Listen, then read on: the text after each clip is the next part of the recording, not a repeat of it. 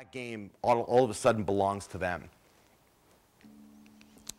So we're gonna look at one of the last things here on the agenda, and we're gonna be looking at QuickTime events and kind of how we incorporated QuickTime events into our design and how we kind of resolve them against this idea of the agreement. So basically, what are we trying to solve with QuickTime events? Well, we're trying to solve this problem right here. What are you looking at? So when we see, you know, what are you looking at? And Shepard's kind of standing there, and it's kind of uncomfortable. I guess I'm staring at you. Okay. The man whose day I'm about to ruin. I'm not looking for trouble. So we still have problems with temporal distortion in our games, and what we call the wait for reply state. When you're somewhere, because interactivity needs to sit somewhere, and it sits in this idea of a wait for reply state. So how did we solve this? What did we make? Well, we wanted to build this for ME1, couldn't do it. Put it in for ME2. Awesome. So it's the idea of interrupt. So really what's an interrupt? It's a QuickTime event in a conversation. It's always a visceral action, and it's always a take control moment. It's always an opportunity to steer the conversation in a new way to make real-time choice, as opposed to the turn-based choice that is so prevalent in the game. So when we talk about the interrupt system, what are we really talking about? Well, we're talking about this idea of a renegade or a paragon moment, but never both. And I often get this question, why don't we allow people to have the choice of either a paragon or a renegade interrupt when these things come up? And really, it's the idea of QuickTime events are happening so fast and they're real time, we actually have to limit the amount of decision making that we actually do in that space. So having two choices actually means having three choices, because you can do paragon, renegade, or do nothing. And what we actually found is doing nothing is actually a great choice. And people are really conflicted when they don't make a choice. And it's some really interesting kind of biometric stuff that comes out of that, especially if you're like playing as a paragon. And let's say you're doing the interrogation scene earlier, and those renegade interrupts come up, and you're like, wow, I'm playing as a paragon, but man, do I want to hit that guy so bad. Like, I know what's going to happen, and you're conflicted, but you don't do it because you're staying true to the paragon path, and you didn't do anything, but you had a real visceral emotional response to the game at that point. So that was one of the design fundamentals we came up with for the interrupt system. So when we look at the agreement and how we apply it specifically to this new innovation, we talk about the interface for choice. And so is the interface for choice predictable? Well, I think it is. You know, you always know where paragon is. You always know where renegade is. The symbols never change. How you interact with it never changes. So yeah, you know, I think it passes that test. Gives the player choices they want. Once again, this is in the realm of the writers to make sure they come up with the correct choices and not do a lot of those silly citadel conversations like we saw. Is it the player's story? Absolutely. Like I said, not making a choice is sometimes the better choice. So absolutely, it's the player's story. Choice produces the results the player expects. Well, this was kind of tough. And it was tough for a couple of reasons. Firstly, the cognitive player was frustrated because they would actually accidentally shoot people in the face or whatever. Like you'd choose an interrupt, and all of a sudden, you know, you kill a room full of people. And it's just like, okay, well, my Shepard wouldn't do that. So we had to come up with a really clever way to take what we had with the paraphrasing and represent it visually. So we came up with this idea of telegraphing, or what we call visual paraphrasing. And basically, it helps us predict a specific action and helps the cognitive player make a meaningful decision as to whether they want to take that interrupt or take that real-time interaction or not. So we're going to look at one last example here. And it's basically Shepard's going to be talking to a suspect, and he's going to attack the suspect. And we're going to look at it with an interrupt on it.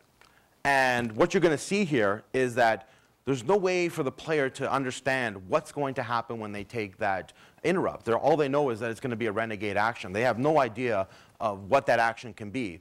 It could be, talk mean to the guy or shoot him. It could be anything, right? So we're going to be looking at that interaction right now. Yeah, I told you. I ain't saying nothing. Fine. We'll do it the hard way. God, Dane, help me.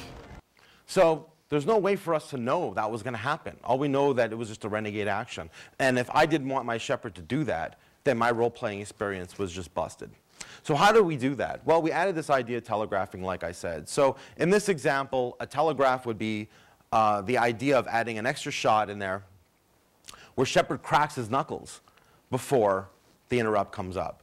So now we understand that shepherd is preparing to do something physical. He didn't grab his gun, he just cracked his knuckles. So now I can combine that with the renegade interrupt and the position of the GUI and come up with a determination that is really close to what I would expect as a player. So we're going to take a look at that same interaction, except now with the telegraph. But you can for me. You gave another Drell instructions for an assassination. Who's the target? I don't know. I didn't ask. Because the people I work for? We don't have time for this. God, Dane. Much better. As a role player, I'm now satisfied with that interaction. And it met my expectations, and we keep that role-playing flow that I described earlier. So, in conclusion, I just want to make a couple of points here. Firstly, interactivity is a potent narrative device that we don't see in cinematics as much as we should. We can look at the modern cutscene and how we kind of, most people tell stories with the modern cutscene. It's still sit back and watch. You're using these great game engines, which are these great logic devices that can do all these wonderful things, but we're using them as Windows media players, which seems kind of contrary to where I think we should be going with interactivity and cinematics in general. The second is obviously perspective is powerful. So when you start making your game, choose your perspective wisely. Understand the pitfalls of both types of perspective, subjective and objective, and discover your agreement with the player and stick with it. Thank you so much.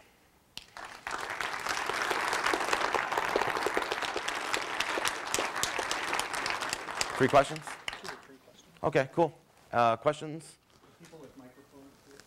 Oh, whoever, shoot. Hey, just wanted to ask, do you see other companies implementing the system of Mass Effect, like seeing more games story-driven and cinematics and choices? Oh, absolutely. Right when we released Mass Effect 1, there was a game, I think it was Jason and the Argonauts or something like that, that implemented a system much like Mass Effect's. But we think that's all good.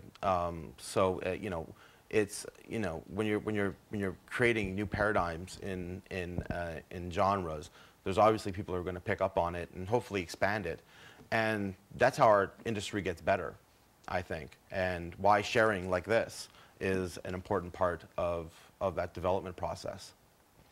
Hi. So do you believe that removing all interactivity and having just a cutscene is kind of a compromise? Or for specifically with moments in Mass Effect 2, would you have rather done those cutscenes where you have no control at all with interactivity? Well, it's a balance, really. I think the linear cutscene does have a place, but I think it's still a weak use of the technology and the tools.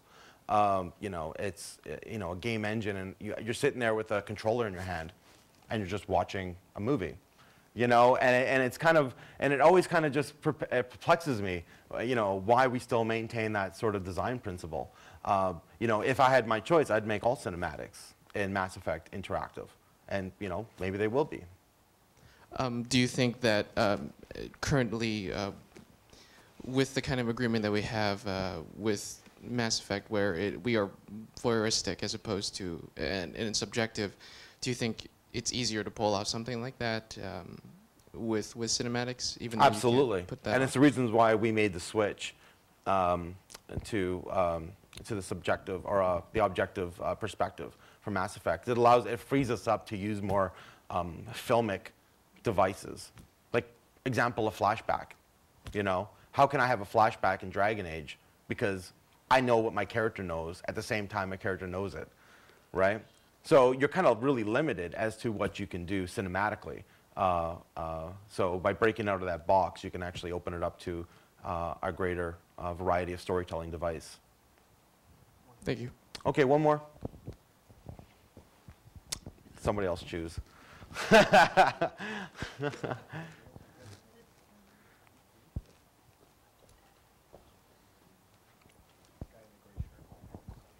Okay. When you have a story as big as Mass Effect, and you have like 700 plot points spread across 2, soon to be 3 games, how do you keep something that size organized without running into plot holes and other nasty things like that? How do you keep it organized? Well, it's funny. People think that we have like this giant flow chart where we know everything that's going to happen and all the rest of it, but it's not true. Story grows organically with us.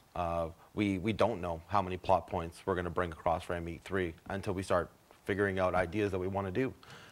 There's no master plan. It's almost like a day-to-day thing where we kind of just iterate as we go, and at the end we come out with a product. So there is really no tracking per se of it.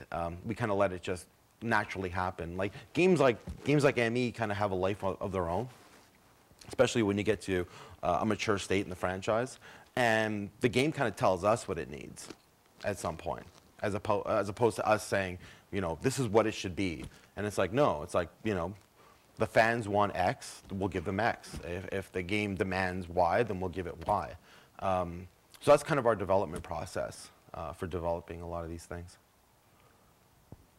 All right, thank you very much, Cool. Armando. Thank you. Thanks.